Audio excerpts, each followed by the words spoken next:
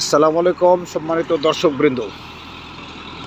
জমিনে বড় মেশিনটা কীভাবে হাল চাষ করা হয় সেই দৃশ্য আপনাদের কাছে তুলে ধরছি। এখন দেখতে পাচ্ছেন যে জমিনে হাল বাইতেছে।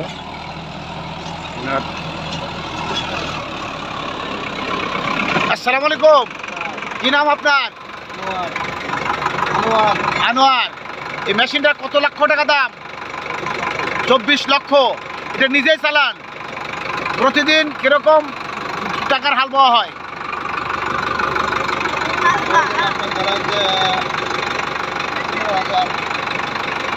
তাতে আপনার কি পরিমাণ লাভ থাকে? 6 থেকে 7,000 পরিশ্রম হয়। কত করে কাঠা বা কত করে বিঘা হাল বন? 25 টাকা কাঠা। একটা জমিতে কয়টা চাষ দেওয়া হয়? 4টা চাষ দিলে আলু লাগানো হয়ে যায়। প্রিয় দর্শক মণ্ডলী, আনোয়ার নিজস্ব মেশিনে নিজস্ব হাল চাষ করে সৎ সচ্ছল একজন ব্যক্তি এমন পরিশ্রম করে যে সেটা আপনার সরজমিনে দেখতে পাচ্ছেন। প্রিয় দর্শক মণ্ডলী, এরকমভাবে সৎ পথে রুজি করে নিজেই হাল চাষ করে 24 লক্ষ টাকাতে একটা মেশিন কিনেছে।